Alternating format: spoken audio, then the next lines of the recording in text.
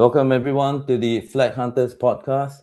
I'm Justin Tang of the Hidden Castle Golf Club in Singapore, along with my co-host Jesse Perriman. Today we have a very special guest. He is a fellow Singaporean by the name of Mark Kawaso, and he holds the very unique distinction of not only representing Singapore but also coaching the national team. Welcome to the podcast, Mark. Very honored to have you here. Thank you so much. Yep. Thanks Welcome, so much, Mark. you guys. Hey, Just a quick. yeah, Sorry to go ahead. interrupt. No, go So ahead. just to be clear, I've had some national players under my tutelage, but I was never a national coach. So I just wanted to make that clear. Okay. But Thanks all for good, yes. clarifying that. So, for the benefit of our listeners, to introduce yourselves to our guest base in the US, maybe can you share about how you came to golf and share with us the time you spent in the US? Sure. Well, let's see. Where do we start from? Okay, so I'm turning 44 this year, believe it or not. I started golf a while ago. I was at the age of 5. On a small island of Singapore. That's where I started, and back then, I think Justin could attest to this. It was pretty difficult to get any practice here in Singapore because a lot of the country clubs, a lot of the driving ranges, there was an age you had to be above 12 to step foot into the range. Otherwise, you just had to watch from the outside. And it wasn't until the time I turned around 7 to 8, if I remember. I was in back then in elementary, or what we call primary school here. That's where I started my golf at this very interesting range called Green Fairways, formerly known as, or rather recently known as Champions. And that place is closed, but that's where I started my golf, and it was because of Dad. I wanted to spend time with my father. He was always busy traveling, and he was golfing most almost every week, and I just wanted to spend time with him. So, what a better way than to start the game early? And I was very fortunate to have some good guidance along the way. And just to kind of fast forward the story, when I was at the age of 14, I was then the top ranked junior golfer back then, years ago. And I wanted to dive deeper into golf. I wanted to play with some of the better players, and it wasn't until a year or two after, when my father was transferred over to Los Angeles for work, and that's how the move happened. So we were all obligated to move to the U.S., and I did reside in Los Angeles, up in a little peninsula called Palos Verdes, and that's where I did most of my golfing, and that's where I actually honed most of my skills. Meeting a bunch of really good players, played alongside like the likes of Kevin Na. He was from Diamond Bar at that time, if I'm not mistaken. Nico Bellini, to name a few. So yeah, I did the whole works. I did the whole AJGA thing, and I just wanted to see how far my golf could take me, and to my surprise, I guess I did okay. I guess what took you back to Singapore was national service, huh? Yes, yes. As you all know, it's a mandatory 2.5 year stint in the military, which every male has to serve. So yes, that sort of interrupted my education, because right after high school, I had to come back to serve the military for 2.5 years before heading back to the U.S. to complete my studies. So that's exactly what I did, and yes, it did interrupt the golf for a bit, but the passion was always there. The fire, the desire to do well was always there, and I continued to pursue that as I went back to the States to complete my college. Also, you didn't consider staying for college after Um, college. you know, I actually did want to, but a little bit of a complicated situation. My dad actually was, he was offered a green card many years ago. Mm. I don't know why the old man rejected that, but that was the decision. And if it weren't me staying in the States, I mean, I wanted to stay on, But at that time, I think we were left with no choice because back then my F1 visa was going to expire, so I had to come back. I had to return home basically, and that was the decision. Were there any regrets to that? Yeah, maybe, but end of it all, it kind of worked out.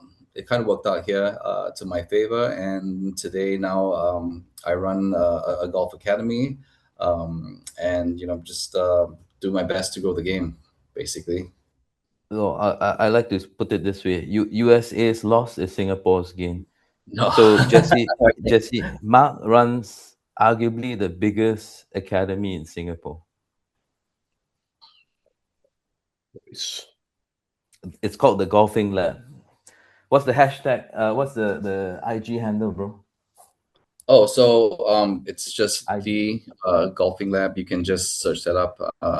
Yeah, very easy to find. A And I'm lot running it of with. a lot of useful, very edifying videos for listeners out there. Go check that page out.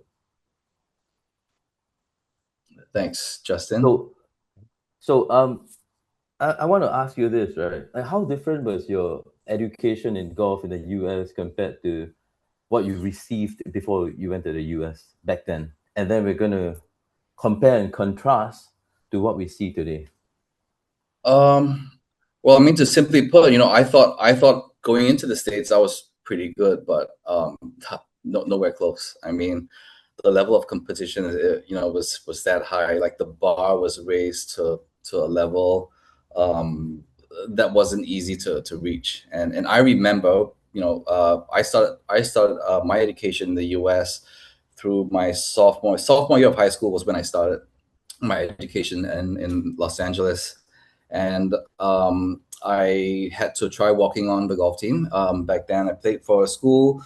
It's called Peninsula High in Palos Verdes. We were undefeated for 10 years. So yeah, we had a record to keep, and it was a very strong team. And I remember walking on the team and made it as the 11th ranked player, and in order to sort of be inclusive or to fit in, you had to play pretty good golf. Otherwise, none of the boys would want to really hang out or talk to you. So I kind of had to work my tail off to get good enough to be recognized, and after a year of getting used to the different types of grass in the States, the weather definitely, and just the level of competition. I think with all the hard work and practice, I managed to move up the ranks. And in my senior year, I became the captain of the high school team, and we did pretty well, I must say. So we had a clean record of being undefeated. And individually, I made it to state, but that was it. So you left undefeated. So how did you learn your craft of coaching when you decided to, well, maybe one step back, right? Why did Mm. you make the decision to transit from player? Obviously, the talent was there to try to see whether you could make it in the professional leagues. But I recall from my conversation, you didn't take that route, but you decided to go down the coaching route. Like why and how did you learn your craft? Okay, so well, I firstly I wanted to have a playing career. I wanted to play golf full time. I know very quickly after turning pro here in Singapore, I did do that for a little bit. And back then, it wasn't the Asian tour. In just across the border, Malaysia, there were many mini tours, and I started doing that. But very quickly realized how expensive it was. And I mean, the truth of the matter is, here in Singapore, we back then at least, about 20 years ago, it was difficult to get any kind of a financial sponsor. So I had to work different jobs. I did bartending. I was a waiter as well. Did that to sort of fund my practice and my golf, but realized very quickly that without sponsors, it was tough, and I then had to make a decision. What I was going to do. So I met back then, my an ex colleague of mine, he we basically met, out in town somewhere. Can't remember where it was, but he said like, "Hey, look, there's a coaching job available at so and so this academy. Would you like to have a look?" And I actually turned it down for a while. Continued doing my waitering, continued doing my bartending, and then realized that, you know what, like, this isn't really the kind of life I wanted. Late nights is, and back then, you know how it is, Justin. People could smoke everywhere, so not the best Right. for any health reasons. Yeah. So I gave it a chance. I went for an interview. My ex boss, or yeah, my boss at that time, Phil Brew. He was a very famous coach. He was the former national coach here in Singapore. He interviewed me, and he actually offered me a job that very weekend. So I decided to take that chance and see what it entails. And very quickly, I started to develop a passion in coaching, and that's where I saved enough money, did enough hours to then go back home, or go back to where I used to live back in LA, to learn from some of the better coaches. And fast forward many years, I've seen a bunch of coaches from the likes of George Gankas. A personal favorite of mine would be Dana Dahlquist. I think we all know of him. He definitely kind of gave me a lot of insight to coaching, and that sort of made me sort of change the way I look at players, and that is it's helped me develop my business. And he's imparted a lot of knowledge during the time I spent with him. So very grateful for him to guide me along the way. So yeah, Nice, that's nice, basically yeah. nice shout out to Dana. I was taking that lessons from Dana before he was famous, and he always gave me the time of the day. And heck, he always picked up the tab for breakfast. Oh really? Super Yeah, guy. he's a great guy. We need to Yeah. get him. We need to get him to Singapore at some Uh, point. I don't know, man. He's too busy for us. Yeah, yeah. Yeah. So thanks for that color, right? So like talk about who you've studied under. Let's talk a little bit about the greatest influences on your coaching, and then I kind of want to segue that into how you develop your own coaching philosophy. Okay. Well, it back again, taking back to when I was new at coaching, when I was the rookie coach. Man, I didn't really have I didn't have a model. I didn't really know what to do really. My boss then, Phil Brew, I mean, a lot of credit to him. He actually guided me. We were watching lots of old videotapes on the VCR.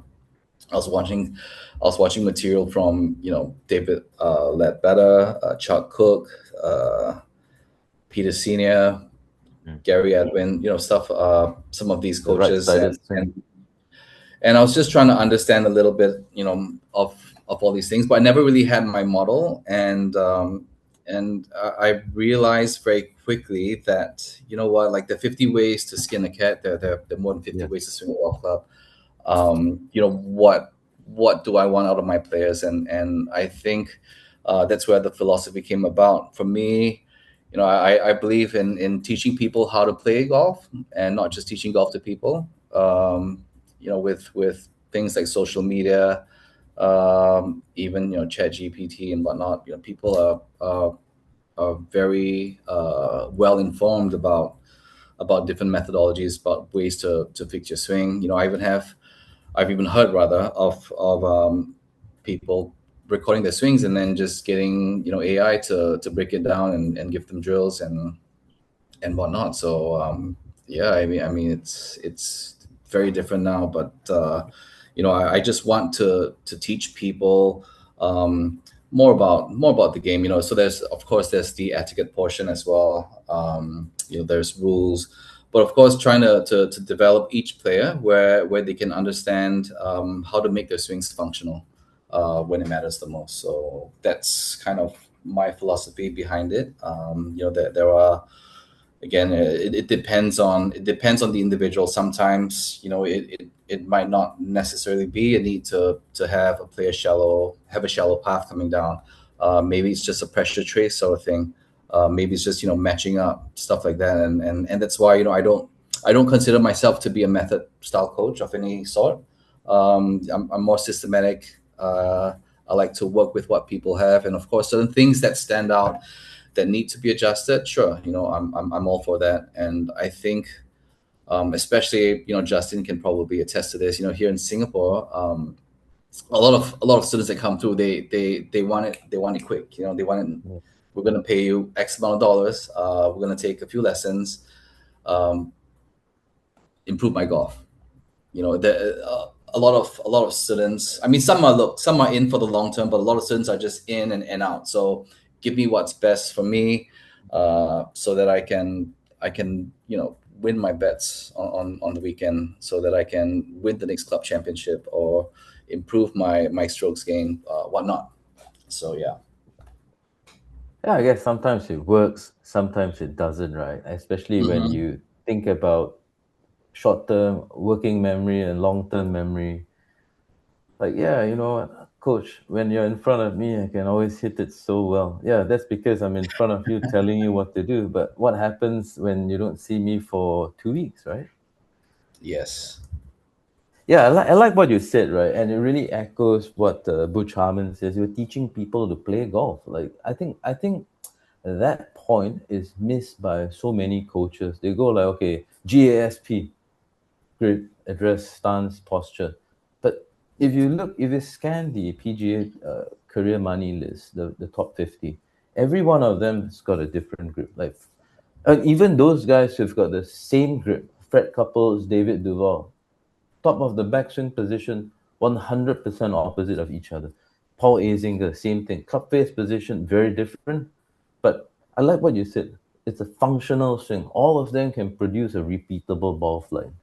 Yes. And when Jesse and I have had so many conversations about this, when you decompose your philosophy, what you said about functional swing, it actually takes a lot of knowledge to kind of like, it's almost like an algorithm. You go look at the student, you see the swing, but your brain goes click, click, click, click, click. Okay, you got to do this.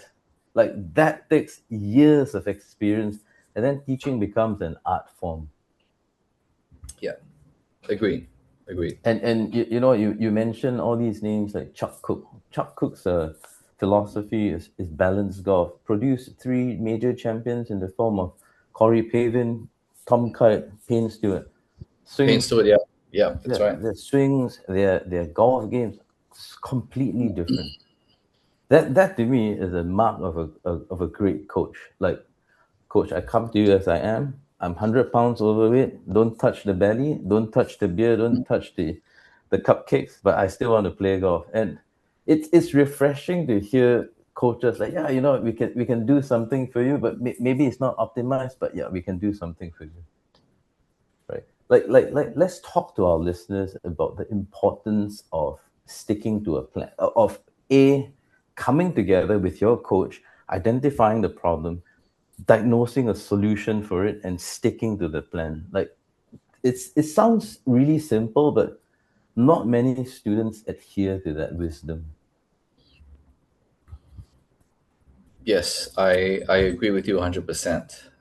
Um, I think like what you said, a lot of students come in, and you lay out a plan. Um, I think many of them, look, they're willing to work, but they want to do it in the shortest way possible. And the plan might Yeah. be, it's not a sprint, right? It's a journey, right? It's not even a marathon. It really can stretch out for a bit. Um, some I feel that, and sometimes it's also from the pressure of parents. I think maybe, Mm. Jesse, you might see that as well. You might agree with that as well. Pressure from the parents to produce better results, in a shorter span of time. So yeah, like I think it look I think it's golf is seamless, right? And as coaches, we do lay out a plan. It might be longer for some, but end of the day, I think as long as that communication and the healthy communication between student and coach is understood and they stick to it, yeah, I'd say 90% of the time we see a pretty good success rate. So yes, again, back to you, Justin. I agree with that. So I have a just sorry, Jesse, go ahead. well, no, I was going to say I have a question for both of you. Yeah. Yeah. Okay. So, how much responsibility? I want to throw this back on the student, and I don't want to throw myself into this because I know that golfers, by and large, can be very impatient and they expect to make changes rather quickly. And most of us don't know how the nervous system works and how we need to break a certain pattern before we can myelinate a new one, if you will. How much responsibility is it for the student? And as coaches, what kind of questions would you prefer to have thrown at you versus the impatient, impulsive, yeah, I just want to, beat my buddies on the weekends type thing? Does that I think question the make own sense? Yeah, I think the onus is on the player unless you have me and Mark as your full-time employees. We are with you 8 hours a day, coaching you the entire 8 hours. Then that's a different conversation, right? But the process of myelination, to take something from short-term memory. So how it works is this, right? Jesse, what's your phone number? I met you at the golf course. Hey, really love your game. Let's get together for another round. What's your number? 1, 2, 3, 4, 5. Okay. When I go home, what's Jesse's number? 1, 2, 3, 4, 5. Tomorrow, like, oh shucks, I forgot. So you've not bridged the gap from short-term working memory to long-term working memory. It takes about 4 to 6 weeks. And how we attack that problem, there are obviously strategies to bridge the gap, to steepen, to make the transition much faster, right? It could be slow motion drills, it could be distraction drills. So you do like, okay, do 4 reps of this, walk away. The process of active forgetting actually helps you learn. So the next day I go, what's Jesse's phone number? If I can retrieve the information, oh, it's 1, 2, 3, 4, 5, I would have taught my brain. I would have learned something. So it's an active process, and I think a lot of students get sidetracked with this idea. Wow, Saturday, Sunday, I practice a total of 3 hours. Like it's better to practice like 10 minutes a day rather than 3 hours over the weekend, because there's repetition and how the brain works. Again, it's by blocks of seven. So in Singapore, our phone numbers were always in blocks of seven, right? Remember the first four numbers and then last three numbers. Then it's 7 minutes, 1 hour, then 1 day, then 1 week. That's the timeline that your brain works on. So long story short, it's on the student, because there's only so much that the coach can do a week or once every 2 weeks. It's Mark? Yeah, I agree with Justin on that. Firstly, like we understand how tough this game is. I keep things pretty simple in my at the lesson tee. I especially with the juniors that I teach, we typically work on two specific things every. It could be two, it could be a drill, it could be some sort of information, but it's always two things each lesson, and I'll repeat, and then I'll ask the student, okay, so what did we focus on, and what is priority, stuff like that. Whether it's a pressure trace thing or whether it's a fundamental change, we'll always talk on these, or we'll always repeat these things, and we just try to keep it simple. I feel that in order to develop a player that is able to perform at a decent level, or even for the average golfer, I'm really big on the short game. I think I like to start from from the green and move back. And I think a lot of the times for short game, I think there's a lot of creativity that's involved. I mean, of course, there is the skill sets that they need to hone as well. But I think a lot of short game comes from being creative. So I think the best way that I see, golfers from juniors to adults learn is putting them into situations. Maybe hitting a shot out the rough, and giving them, instead of a lob wedge, giving them a sand wedge and see how they're gonna flight it and see how they're gonna pick their spots. On the putting green, it could be, we're not putting to the hole per se. We're trying to get the balls down the right line. We're trying to understand how to read the undulations better. Maybe put a pressure situation. Okay, this putt that you have, a two putt, wins your national championship, wins your club monthly medal and whatnot. So I like doing that, and I do see quite a bit of success with that. And the technique is technique, right? We can talk about it for hours. We can work on it for days, but it's not always that easy to get there in a short span of time, unless you really are putting in the work. So yeah. I really like what you said in the last 2 minutes. I'm going to unpack that, right? Like creativity. I think at the end of the day, right, with so much information about the golf swing, it's easy to debate positions. It's easy to debate grips and all that. But what's Yeah. not so easy to debate is what goes on between your ears. And I really like what you said about taking the wrong club. And I think Savvy Ballesteros, when he grew up in Padrina, he only had a 3 iron. So he had to figure out ways to hit a bunker shot with a 3 iron. Like, how far would you go, Mark, in doing this? Take the wrong club kind of drill. If we're talking about Okay. short game, yeah, I won't, Before I let you we- continue, yeah. another of our compatriot, Lam Chi Bing. I used to hear stories of him just going out there with only a 6 iron, and he comes back with a decent score.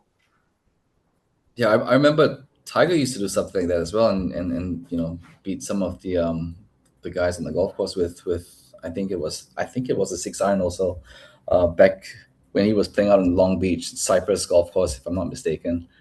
Yeah. For me, when I put players in situations like that, of course, like, who carries a 3 iron these days, right? But we'll go down to maybe like a pitching wedge.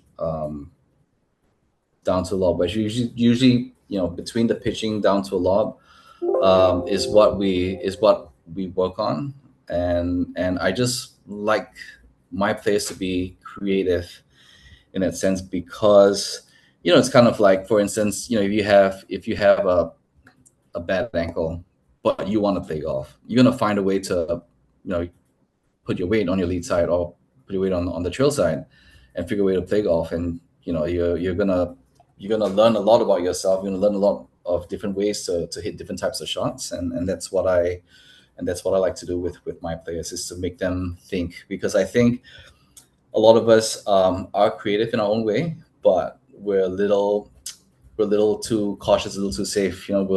If you're in the rough, it is automatically a lob wedge, not a gap wedge, so on and so forth. So yeah.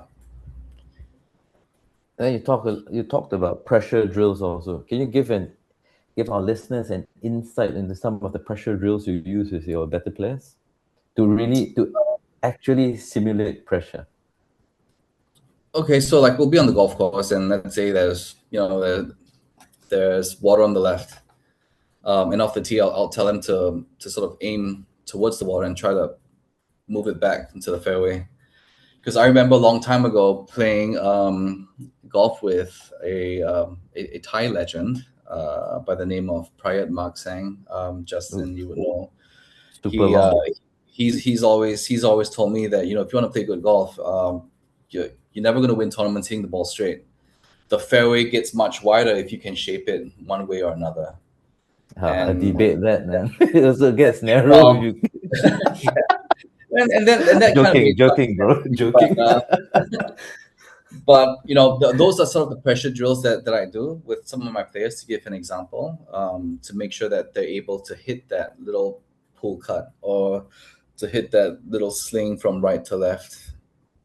Yeah. My favorite pressure drill is I tell myself I need to hold 3 bunker shots while my wife is waiting in the car going home for dinner. That's pressure. You know that we're married. Yeah, but so taking this pressure thing one step to the next level, right? So there are physiological responses when you're under real pressure, right? So like, oh, welcome leader flight, Mark Kawasoe, 1 under, leading by 3, like on the first tee box, like instantly, like all the blood goes into your arms. Like, how do you simulate that kind of pressure, like physiological pressure? Like, sure, we can say, hey, we're putting for the masters and all that. Like, at some level, I think the brain kind of knows, like, you guys are cheating me. But how do you simulate that kind of pressure where you're actually under some kind of panic attack where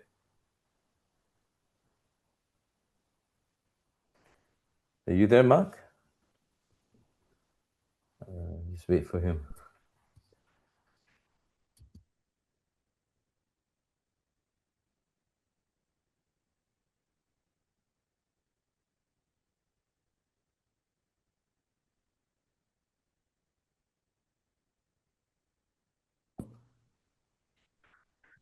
Yeah, so we were talking about pressure, like how do you simulate like all these physiological responses that you will experience in the heat of the competition?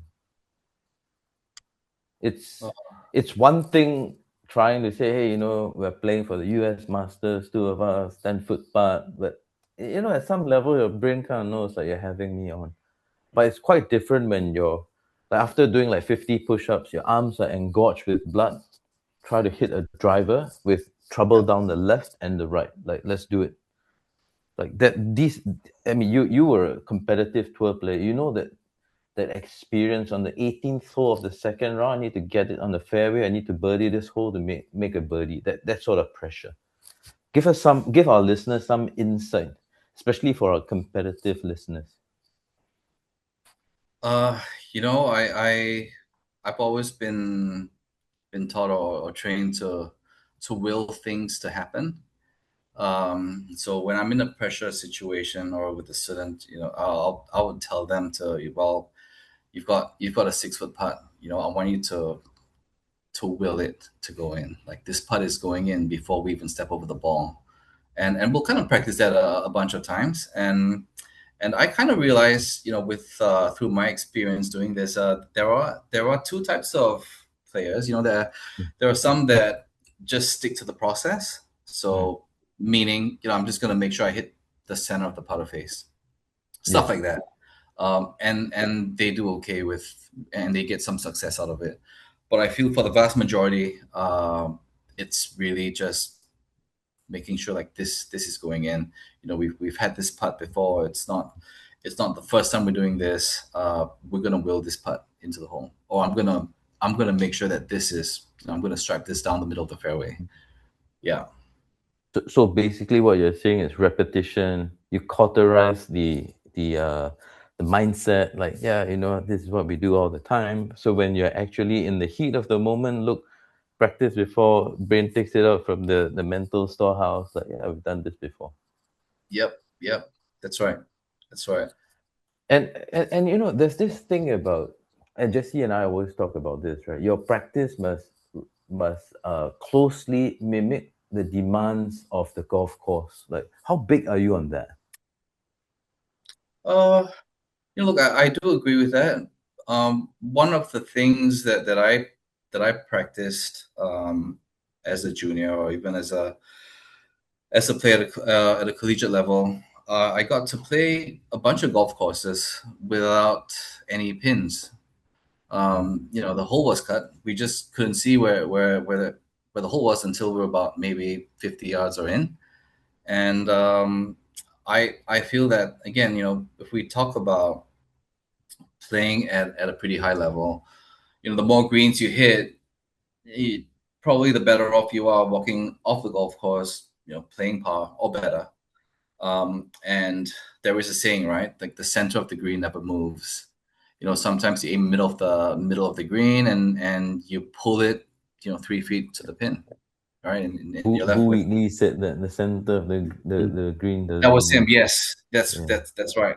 And I I completely agree with that. And we get a lot of our juniors, even our adult students who come on the golf course with us in the evening, at our facility, where they'll do that practice. They'll kind of see where the flag is, but we'll pull it out and then we'll replay the hole again and just try to hit center of the green.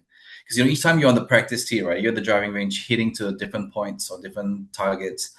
Yeah. You're always hitting, no more than like 30, 40 feet away from the pin. And then you realize it's okay, well, I'm hitting ball after ball. Look, I can kind of do this. I've hit 10 shots and I've managed to hit three shots out of the 10 pretty close to the pin. The remaining 7 balls are somewhere around there. Maybe 1 or 2 are off the green. And we're talking about practice greens that are probably on a scale of maybe a third of the size, or maybe little less or more. And I feel that sometimes playing away from the pins, hitting, like Tiger likes to hit to his spots. And if we keep it very simple, if we just try to hit center of the green, if you're hitting the green more often than not, again, you're walking away with a pretty good score. So you talk about playing high level golf. I think a lot of our listeners don't really understand there is a difference, the difference between high level golf, like call it competitive golf, and just playing, in your weekly foursome with your colleagues or your buddies. There is a difference, right? And Jesse and I always talk about the difference being the granularity of the detail.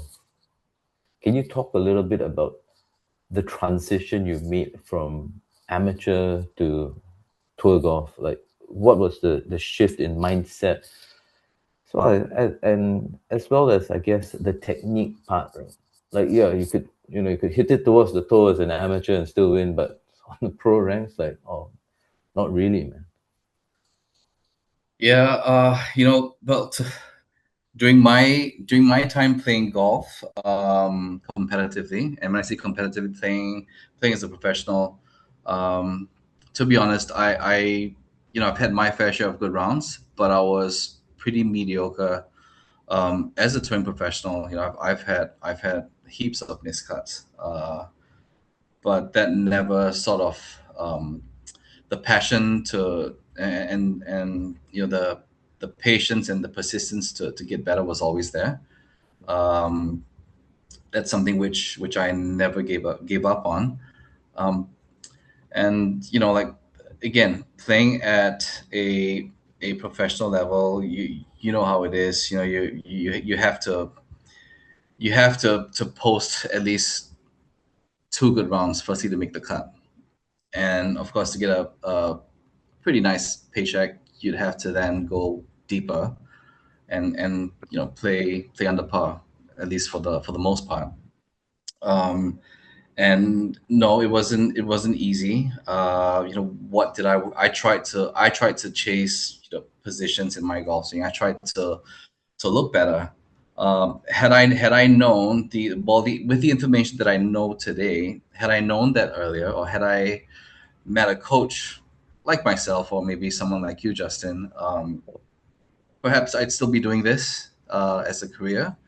We a lot of the times we learn a lot from the failures, from the mistakes that we make.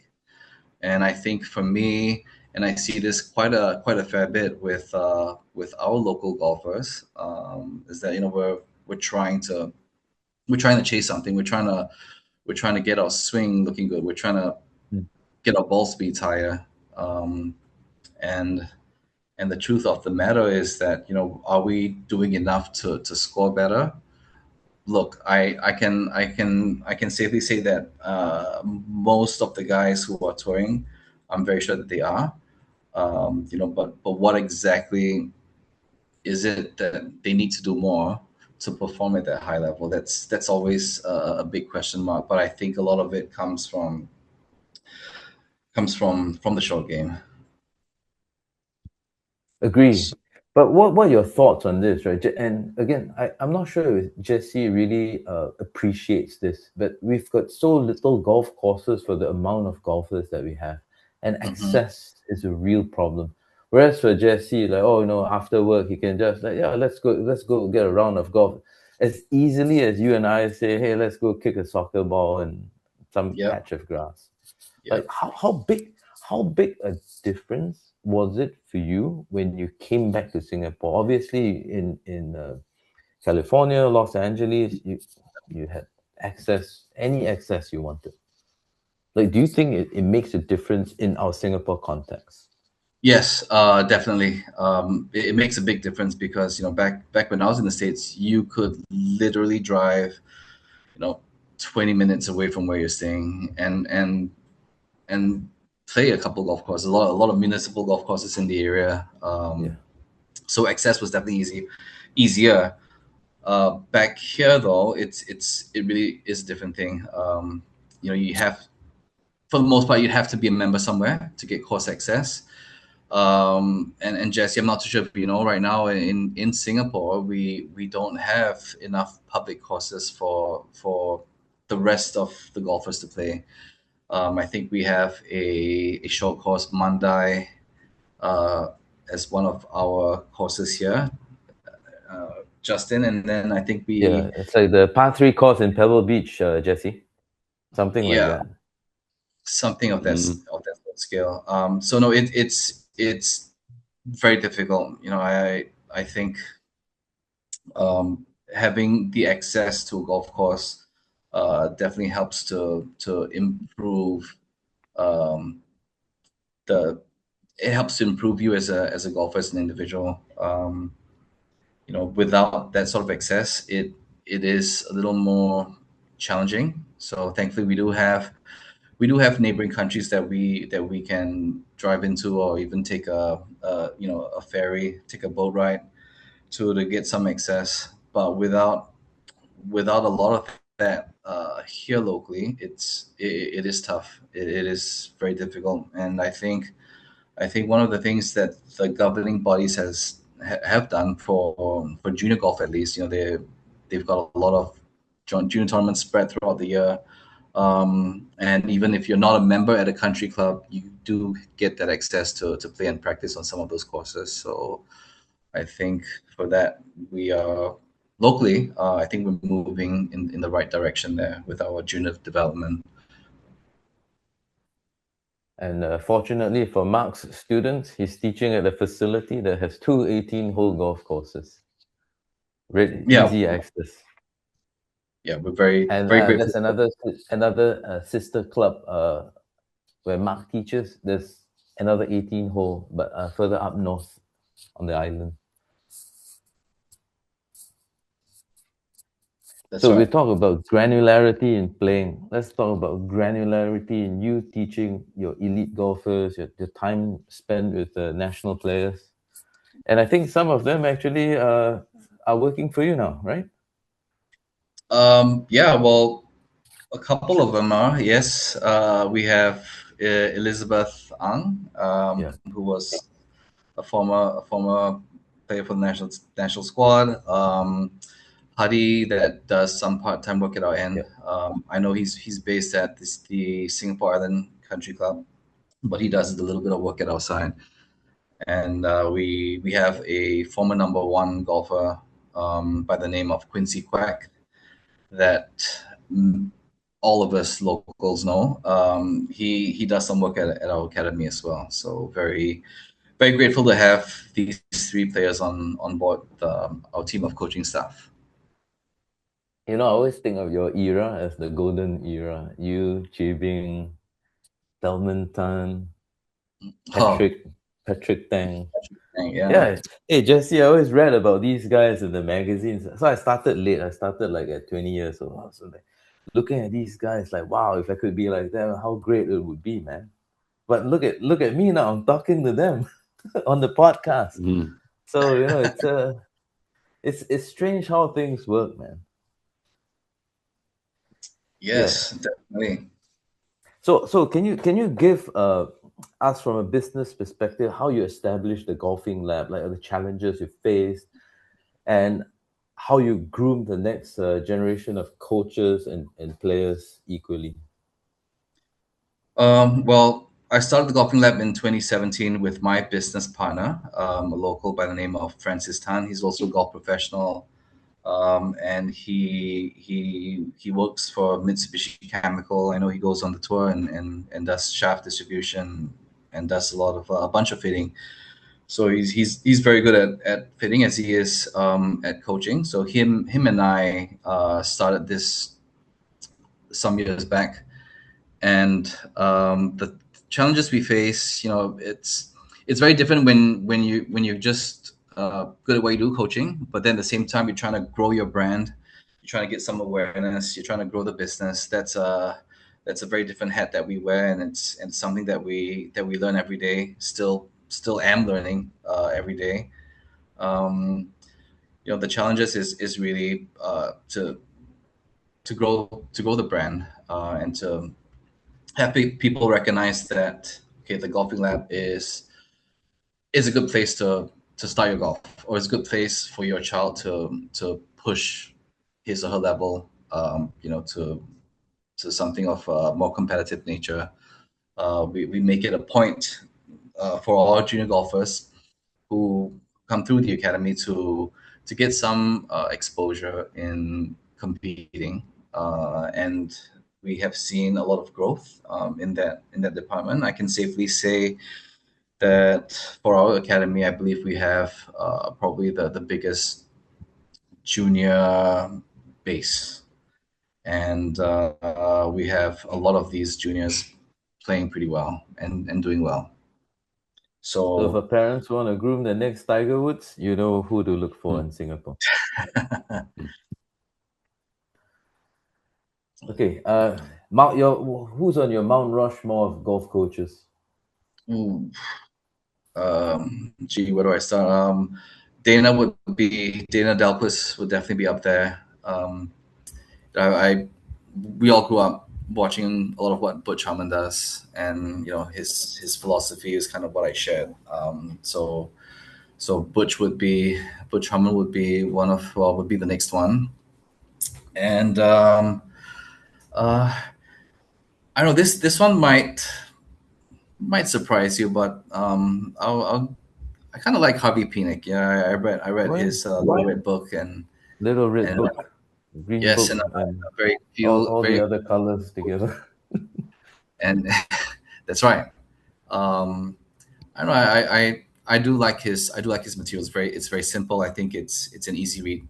Anyone can pick it up Come and on, understand. let's repeat this together. What's his favorite phrase?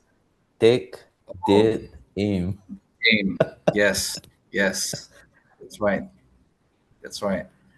Yeah, and if it were to be another coach, I don't know. But that would be. You talked about pressure. Yeah, you talked about pressure tracers, right? There must be a Scott Lynn in there somewhere, or John Tattersall. Well, so this whole deal of improving my pressure trace and how that can help students, that came from Dana. I mean, a lot of stuff that he was inspired a lot by Mac O'Grady, to name a few, and I feel that this whole pressure trace thing is something that we see happening a lot more. It's kind of it's sort of what the long drive or the long hitters do. The guys on the long drive tour, and we're trying to sort of pattern, basically, kind of like blend that with what the guys on tour do. So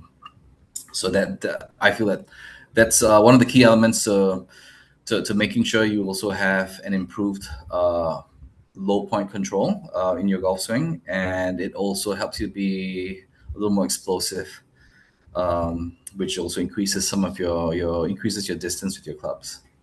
So yes, I'm big on that. Anything else you want to ask Mark, Jesse? No, this has been great. Thank you, Mark. Thanks, Jesse. Yeah. Look, I hope I've been answering your questions. Half the time I'm sitting here on my chair, I'm really listening in, and again, this is my first podcast. I just hope I First of many, was able man. to at least share a little bit of my insights. But it's always good to be invited. And No, Justin, yeah. look, Justin is a guy whom a lot of us local coaches know. I mean, he probably his knowledge of the golf swing and his information is it's like our national library in Singapore. Oh, He's you're too kind, brother. You're too kind.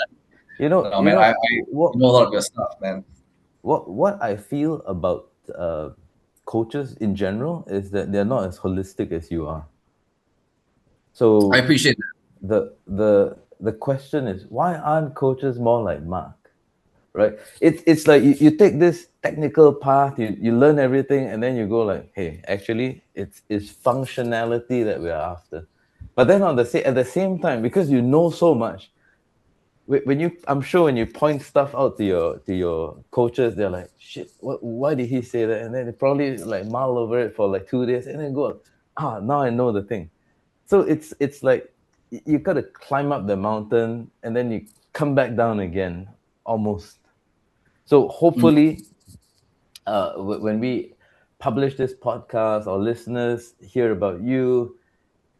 I truly believe that other podcasts will want to invite you on and talk more about your philosophy, man, and let people know that, hey, in Asia we've got great coaches as well.